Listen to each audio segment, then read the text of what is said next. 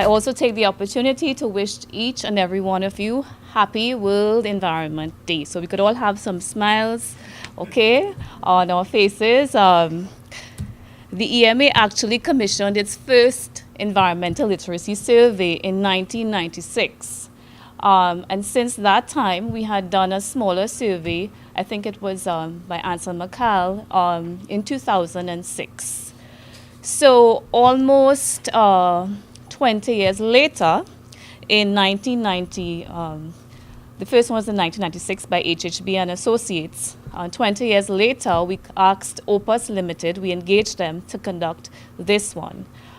So one of the main objectives really, which would have made this survey different from past surveys, was to actually establish some sort of score that can be used as a benchmark in moving forward. And that is something that was lacking in previous surveys. Okay? It also allowed us to some extent to evaluate the effectiveness of the communication tools that have been used in the past, especially with operating within a social media paradigm, for example. And it does not just inform the EMA of future programs and so on, especially as it relates to the NEP, but it is also a resource for other stakeholders in designing your programs as well. Okay? This was commissioned around the same time as the revision of the NEP, and we wanted to probably determine to a certain level how informed was stakeholders and the national public that this policy actually exists. Okay? So what really was the approach? There were 4 main phases really. The planning phase would have involved engaging our stakeholders, identifying the sample population, for example. And then, of course, we had to design the actual survey, which was about 31 questions. And it was very comprehensive. We tried to cover about 10 dimensions, including things like climate change, environmental management, pollution, energy conservation, water conservation. We decided at the end of the day to actually do 3 surveys targeting 3 main demographics. And that would have been households, schools, students in forms 3 to 6, and our businesses or industries. Okay? So what did the actual demographics look like for the households? We see here that the male to female ratio was relatively equal, and the age distribution of the respondents actually mirrored that of the national profile. So you would see that the highest percentage at 27 actually fell within the 25 to 34 age group, and the lowest fell between 65 and over. All right? And if we zero in a little bit on the level of educational attainment, what is significant was that the highest percentage actually attained secondary school level, okay, education, and no further. All right? So that is significant in moving forward in how we plan our programs as well. Okay? So it's a knowledge, attitude, and practices survey. So some of the questions would have targeted persons, their knowledge. Some would have targeted attitudes and practices. So attribute scores would have been developed for each of those components, and we refer to them as the component scores. They were then evaluated and combined to come up with the actual overall environmental literacy score, which we refer to as the composite score. So there you have it, ladies and gentlemen. If we compare the households, schools, and industry, we see that the industry is actually leading in terms of environmental literacy. And that's followed by the households at 56%, and the schools having the lowest score of 51%. Now, when the survey was done in 1996, there was a special analysis that was done to determine what the percentage that would have been pro-environment, those that would have been indifferent to the environment, and those that would have been anti-environment.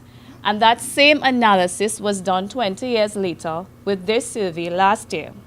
And we see that the results show that we have a pro-environment culture generally, and the trend in the results is similar to that obtained for environmental literacy. Okay. So let's take a closer look at the households. What is significant as well is that we would have targeted a household in each electoral district. So that would have allowed us, we aimed for a confidence level of about 97%. So the minimum sample would have been 900.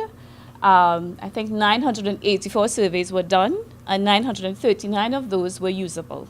Okay, so if we look at that little bar graph at the bottom, we see that in terms of knowledge, that's one of the component scores, it came in under 50%.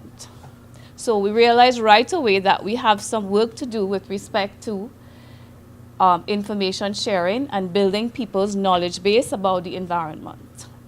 In terms of practices, it comes in right around midway, 50%.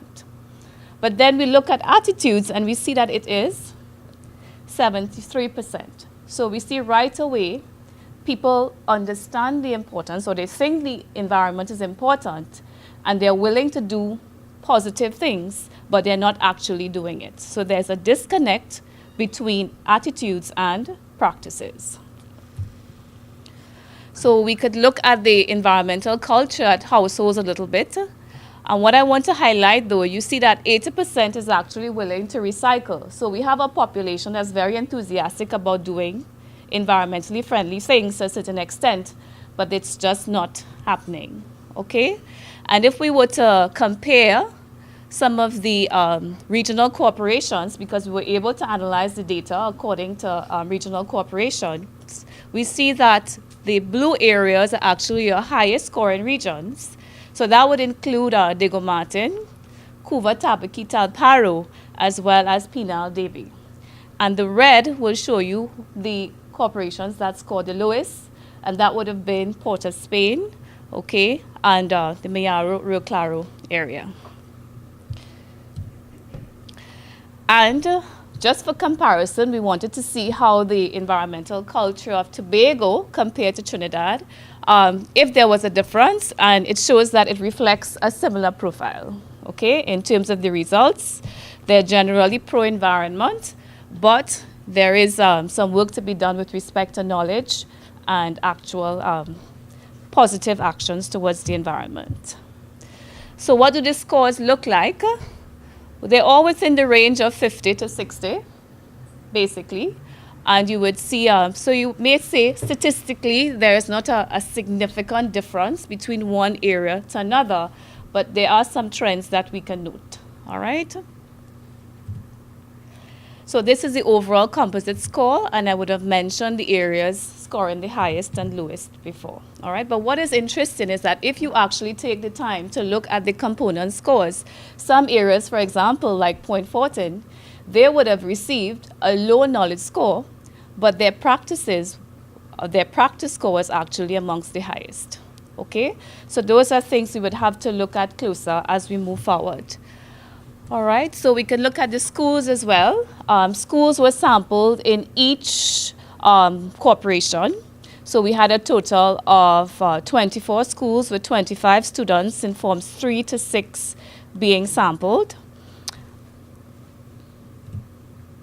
And this is what their profile looks like. So if we look at the male and female students, their responses, we see that it's good news, I think. All right, the environmental literacy scores were similar. The boys nudged ahead a little bit of the girls by 0.5%, okay? So some of us may be happy about that, all right? And if we look at the results as they matriculate from Forms 3 to Form 6, the increase in literacy is not as significant as we'd want it to be, all right? So it means that we have to take a closer look at the curriculum to see how we can better infuse environmental topics and so on into the curriculum, all right? And generally, the students are pro-environment, but compared to the other demographics, they seem less willing to engage in environmentally friendly practices. And I'll just give you an example. One of the questions was, how willing are you to take shorter showers? They didn't seem willing to do that. I mean, it's It's just an example, all right? And I don't know if it has to do with climate change and it's getting warmer and they want their longer showers, but it's interesting to see what the results show.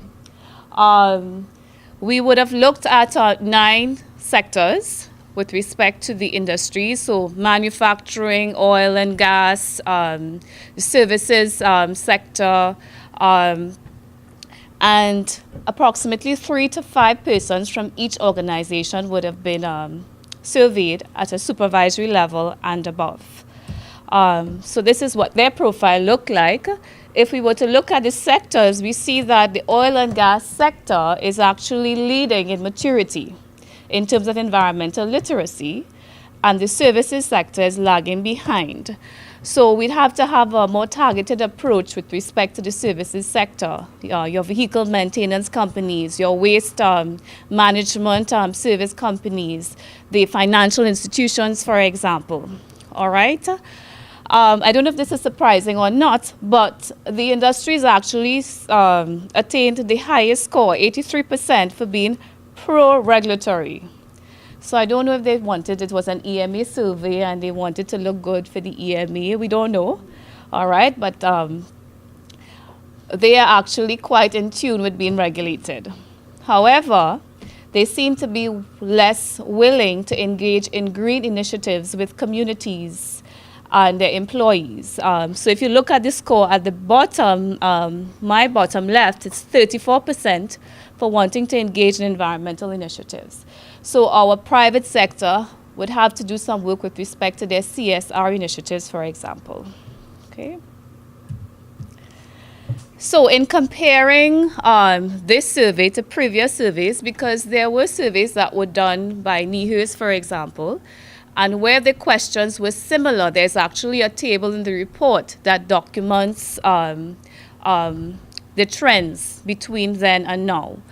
But as I mentioned, in 1996, when HHB and Associates did that analysis for those who were pro-environment, and we compared it to the results of the survey last year, we see, which is good, there was a 20% increase in the sample in terms of being pro-environment. So 20 years later, it would indicate that our population has a higher level of environmental literacy. Okay, and there may be several reasons for that. One of them could be that you have increasing global emphasis on things like climate change, and that is being communicated through social media, the electronic media, the film industry. You have a larger NGO environmental movement, and we cannot underestimate the existence of organizations like the EMA, all right, for the past 20 years and more, okay, because we have been consistently regulating, we have been implementing environmental education programs, and there are agencies and ministries that have been in existence for even longer than that, okay? So I think it is a positive sign, but there's always more that we can do. There were over 20 recommendations in the report, and I'm not going to go into all of them. I'm just going to touch on a few.